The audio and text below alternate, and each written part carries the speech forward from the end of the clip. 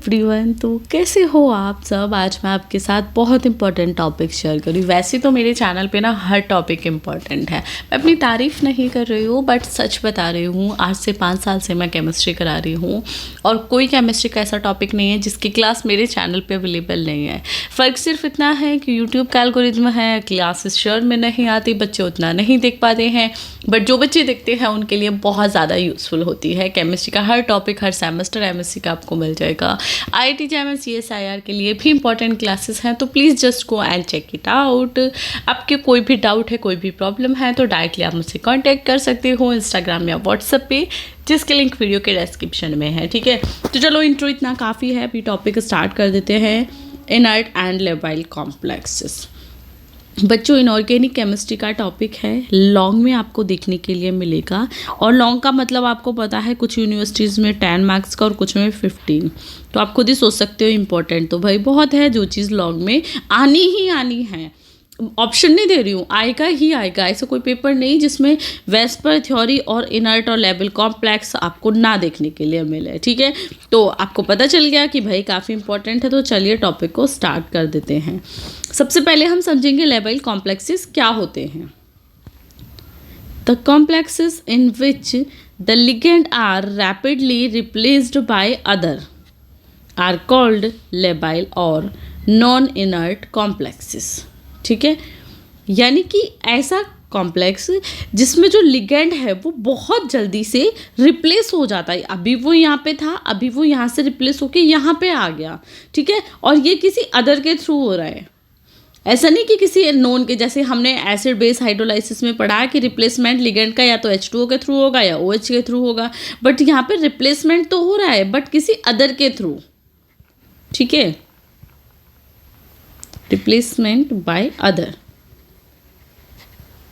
तो रिप्लेसमेंट हो रहा है बाय अदर, तो उसे हम लेबाइल या नॉन इनर्ट कॉम्प्लेक्स बोलते हैं। ठीक है, अब हम इनर्ट कॉम्प्लेक्स अगर देखेंगे, the complexes in which the ligand substitution does not takes place or takes place very slowly are called inert complexes. यानी कि वहाँ पे हमें लेबाइल में समझ आ गया कि रिप्लेसमेंट तो होगा बट किसी अदर पार्टिकल के through, other ligand other complex के थ्रू होगा। ठीक है, बट अगर हम इनर्ट की बात करते हैं तो इनर्ट आपके कॉम्प्लेक्सेस वो होते हैं जहाँ पे जो सब्स्टिट्यूशन है वो होती ही नहीं है, नॉट वर्किंग। ठीक है, या अगर होती है तो बहुत स्लो होती है। ठीक है, तो सब्स्टिट्यूशन रिएक्शन जहाँ पे लिगेंड का रिप्लेसमेंट होगा ही नहीं, या अगर होगा तो बहुत स्लोली होगा। ठीक है, तो उसे हम इनर्ट कॉम्प्लेक्सेस बोलते हैं। ठीक है, क्लियर हुआ। अब सॉरी, ये अलग पॉइंट आ गया। बेस हाइड्रोलाइसिस में पहले करा चुकी हूँ बच्चों, क्लास नहीं देखी तो देख लेना। अब देखो, Taube suggested that the complexes in which the substitution of ligand takes place in a less than 1 minute are called labile complexes. अब टर्ब ने इसके लिए स्पेशली भी कुछ कहा था, इसे हाईलाइट कर लो, वेरी शॉर्ट में भी आ सकता है। यस, ठीक है, टर्ब ने कहा कि लेबाइल कॉम्प्लेक्सेस वो होते हैं जिसमें जो लिगेंड है बहुत फास्टली रिप्लेस हो जाता है, और फास्टली का मतलब है लेस देन 1 मिनट। मैंने अभी जो आपको डेफिनेशन बताई थी उसमें बताया था रैपिडली चेंज हो जाता है, बट वो rapidly time less than 1 minute होगा।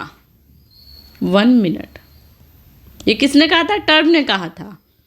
ठीक है, तो क्लियर हुआ, इन्होंने टर्ब ने ये भी दिया था। Then lability in and inertness of octahedral complexes according to valence bond theory.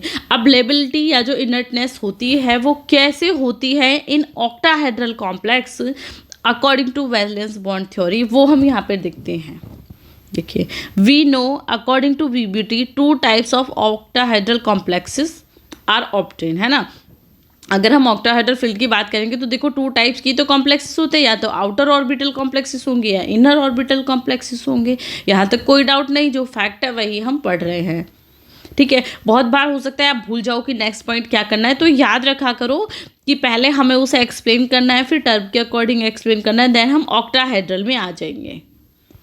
ठीक है, with this theory we can predict lability and inertness of complexes as shown. देखो अभी हम देखेंगे आउटर ऑर्बिटल ऑक्टाहेड्रल कॉम्प्लेक्सेस, यानी कि जो आउटर ऑर्बिटल ऑक्टाहेड्रल कॉम्प्लेक्सेस होते हैं वो कैसे होते हैं। देखिए, these complexes are formed by NS, NP3 and HD2 hybridization are called high spin.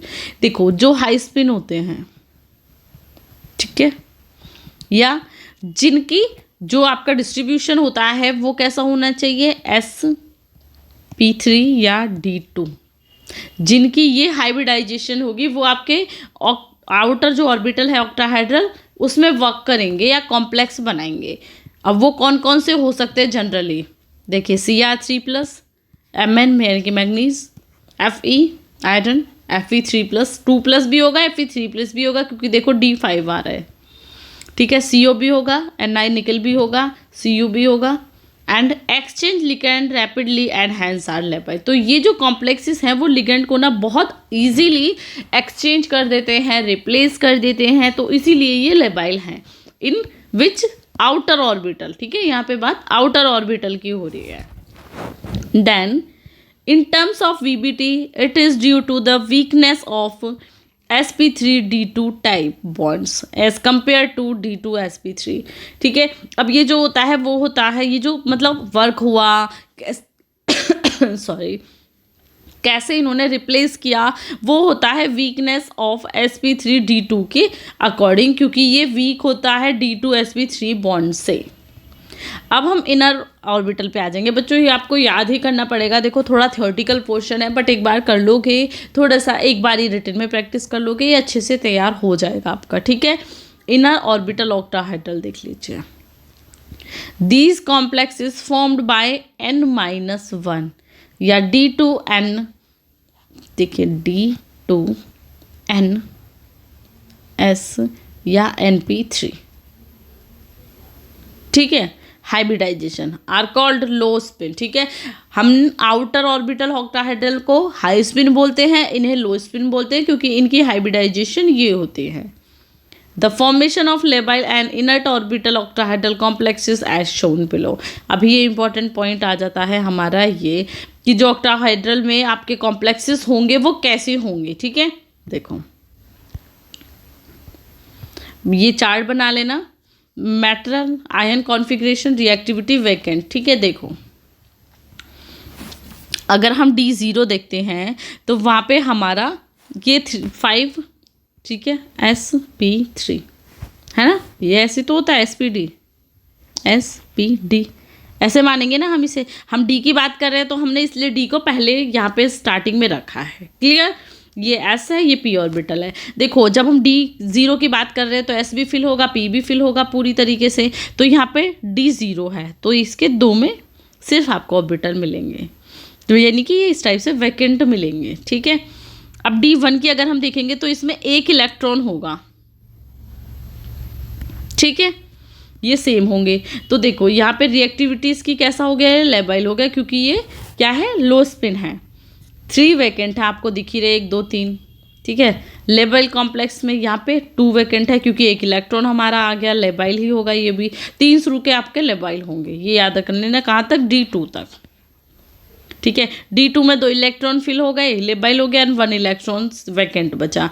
अभी हम इसमें देखेंगे तो तीनों में इलेक्ट्रॉन है तो ये इनर्ट हो गया क्योंकि यहाँ पर रिप्लेसमेंट की क्या है, नीड उतनी तरीके से नहीं है। देखो हमने क्या किया था थ्योरी में, इनर्टनेस के बारे में हमने क्या पढ़ा था, देखो complex substitution does not takes place, है ना, जहाँ पे हमें डिस्ट्रीब्यूशन की, रिप्लेसमेंट की ज़रूरत ही नहीं है तो वो आपका इनर्ट ही होगा। तो देखो यहाँ पे हमें ज़रूरत थोड़ी है क्योंकि सब में इलेक्ट्रॉन है तो इसमें वैकेंट है ही नहीं। सेकंड में यहाँ पे नेक्स्ट इलेक्ट्रॉन आएगा तो इस पॉइंट पे आ जाएगा, ये भी इनर्ट है, नो नीड, ये इनर्ट रहेंगे, और नेक्स्ट इलेक्ट्रॉन तब तक भरता जाएगा तब तक इन तीनों में इलेक्ट्रॉन नहीं होंगे। ठीक है, बस ये आपकी चार्ट है और यहाँ पे आपकी जो क्लास है वो एंड हो जाती है। तो भी मैं क्लास को करती हूँ एंड। आपके कोई भी कमेंट रहे, कोई भी प्रॉब्लम रहे तो प्लीज़ आप मुझे बता दीजिएगा। एंड ये वीकनेस है जो हम अलग क्लास में शेयर करेंगे। ठीक है, क्या ये वीकनेसेस हैं, चलो ये भी कर ही लेते हैं। या from the table it may be conclude, मतलब टेबल क्या बोल रही है। First, the label inner complexes have at least n-1 d orbital empty to accommodate electron from incoming ligand in a forming 7 coordinate intermediate। देखो लेबाइल कॉम्प्लेक्स के पास कम से कम एक n-1 d orbital तो होना चाहिए। अगर यही एम्प्टी नहीं होगा तो कोई भी जो आपका इलेक्ट्रॉन आएगा वो फिलअप नहीं हो पाएगा, यानी कि उसके लिए जगह ही नहीं होगी। Second, in some inner orbital complexes the metal ion have at least one electron in each of 3 n-1, है ना। n-1 में कम से कम एक तो होना चाहिए था, बट इनर्ट में एक भी नहीं होता। Octahedral complexes having d3 d4 d5 d6 metal ion configuration, है ना। इनर्ट की देखो ये चार्ट है बच्चों, ये बहुत इंपॉर्टेंट है। पहले याद रखना कि ऐसे d0 से स्टार्ट करना है, 4 5 है ना, 0 है तो देखो एक भी इलेक्ट्रॉन नहीं होगा, इन्हें हम क्रॉस करके रखेंगे क्योंकि ये वैकेंट में हमारे चाहेंगे कि ऑलरेडी में, ठीक है। d0 है, एक इलेक्ट्रॉन नहीं। d1 है, एक इलेक्ट्रॉन आ जाएगा। d2 है तो यहाँ पे आ जाएगा।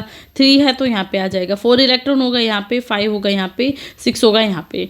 d2 तक आपके लेबाइल होंगे, ये आप डायरेक्टली याद रखना। d3 से d6 तक आपके इनर्ट होंगे, देखो थ्योरी में भी लिखा हुआ है। तो d3 d4 d5 d6 आपके जो कॉन्फ़िगरेशन है वो क्या है, इनर्ट ऑर्बिटल है। तो बस यही आपकी थ्योरी है, जो लिखा हुआ है वही थ्योरी में लिखा हुआ है, तो रटने की भी नौबत नहीं आएगी। थ्योरी को एक बार समझ लोगे तो अच्छे से पॉइंट क्लियर हो जाएंगे, ठीक है। बाकी अगर किसी भी टॉपिक की नोट्स क्लासेस चाहिए तो मुझे कमेंट करके बता दीजिएगा, एंड आपको क्लास कैसी लगी वो भी बता देना। सो बाय बाय।